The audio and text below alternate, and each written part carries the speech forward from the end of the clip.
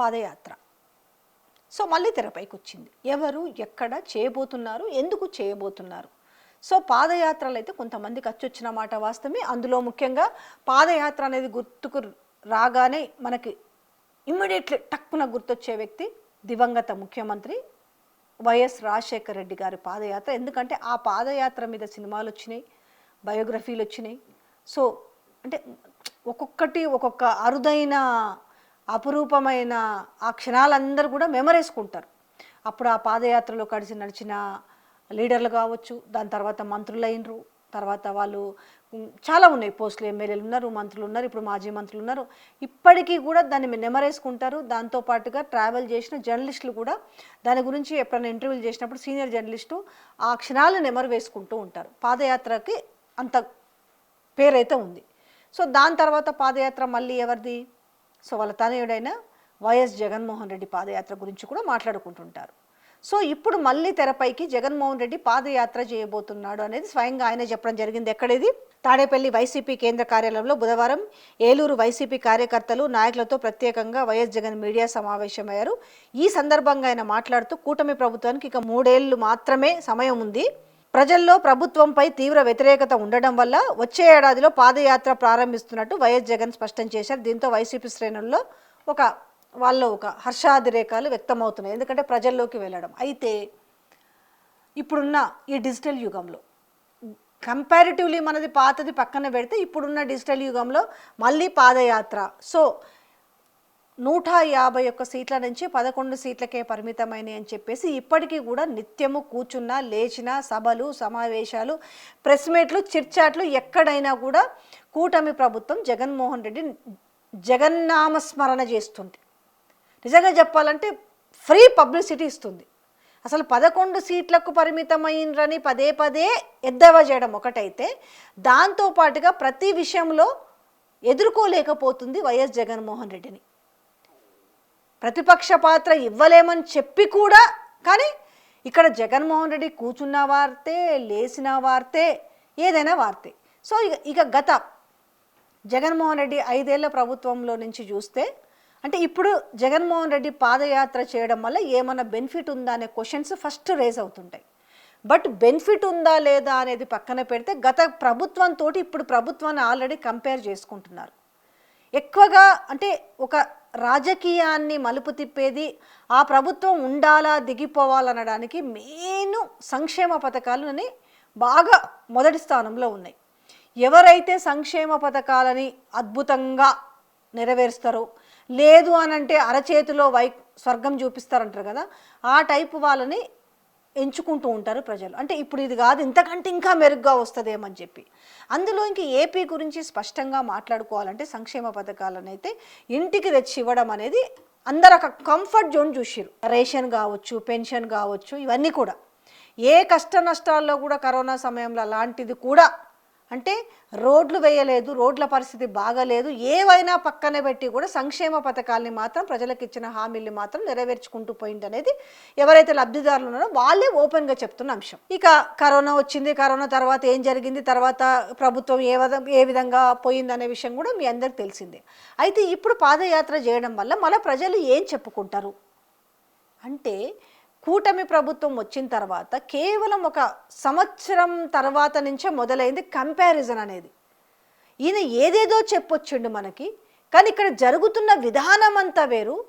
ఎందుకంటే నిన్ననే మనం చూసినాం కదా, అంటే మనం దీపం ఉండగానే ఇల్లు చక్కబెట్టుకోవాలన్నట్టుగా ఈ ప్రభుత్వం ఉన్నప్పుడే ఆ అధికారులతోటి అప్పుడు ఏవైతే కేసులు అయినాయో ఆ కేసులన్నీ కూడా కొట్టేసుకుంటున్న వైనం చూసినాము. హైకోర్టు ఇది ఎట్లా జరిగింది, ఒక రైల్వే ఉద్యోగి ఆయన పిల్ వేసిండు హైకోర్టులో, అట్టెట్ట కొట్టేస్తే దానికి సంబంధించిన వివరాలను సమర్పించని హైకోర్టు చెప్పడం జరిగింది. అంటే వీళ్ళు ఏం చేస్తున్నారంటే వీళ్ళ స్వంత ప్రయోజనాల కోసం దీపం ఉండగానే ఇల్లు పెట్టుకుందామనే అంశం తప్పితే ప్రజలకు ఒరిగిందేమీ లేదు, ప్రజలు అన్ని రకాలుగా ఇబ్బందులకు గురి అవుతున్నారు అనే అంశం అయితే యాజ్ యూజువల్గా ఏపీకు ఎవరు అడిగినా చెప్తున్న పరిస్థితి కనపడుతుంది.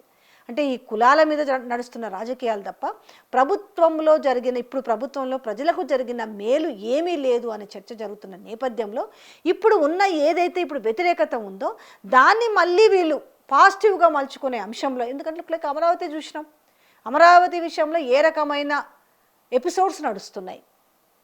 అమరావతి అని చెప్పి ఈరోజు అమరావతి రైతులకే నమ్మకం లేకుండా పోతున్న వైనాన్ని చూస్తున్నాం. అసలు అమరావతిని కడతారా? అమరావతి నిర్మాణం అసలు ఈ గవర్నమెంట్లో అవుతుందా?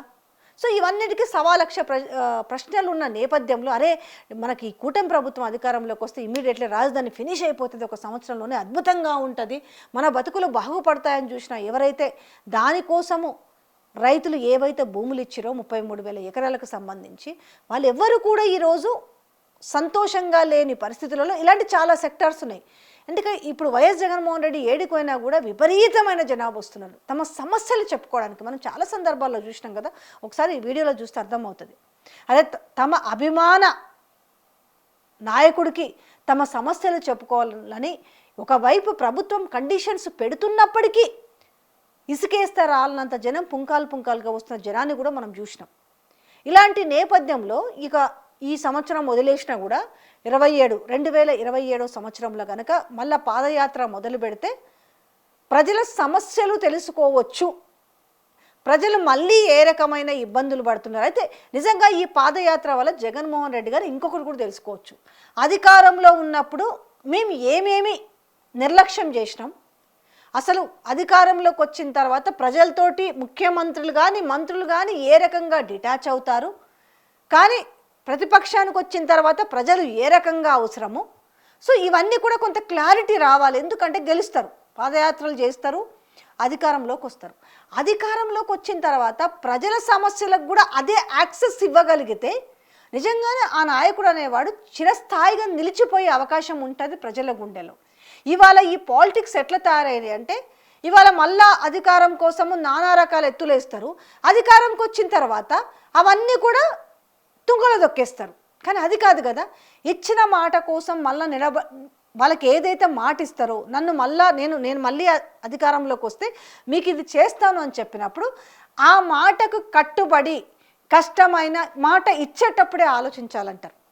ఇవాళ ఆ పరిస్థితి వాళ్ళ నాయకులకు ఖచ్చితంగా ఒక డిమాండ్గా ఉంటుంది. మాట ఇచ్చేటప్పుడే ఆలోచించండి. ఇచ్చిన తర్వాత డబ్బులు లేవు, నిధులు లేవు, నేను లంకె బిందెలు ఉన్నాయనుకొని వచ్చిన ఖాళీ బిందెలు కనపడే ఇవి కాదు. ప్రజలకు మాట ఇచ్చిర్రంటే ఆ మాట మీద నిలబడండి, అప్పుడు ప్రజలు హక్కును చేర్చుకుంటారు.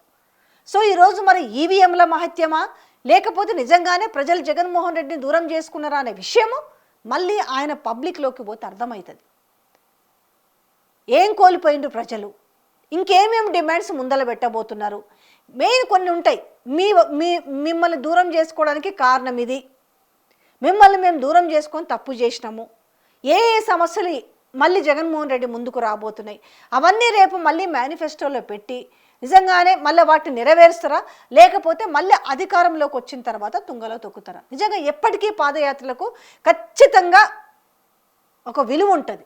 కానీ ఆ పాదయాత్ర అనే విలువ, ఆ క్రెడిబిలిటీని ఎప్పుడు పోగొట్టుకోకుండా ఉండాలి అంటే మాత్రం ఖచ్చితంగా కొన్ని తప్పులు ఖచ్చితంగా చేస్తారు. అధికారంలోకి వచ్చిన తర్వాత ఆ అధికారం అనే దాంట్లో కుర్చీలో కూర్చున్న తర్వాత ప్రజలు కనపడరు, ప్రజల సమస్యలు కనపడవు అంటారు కదా.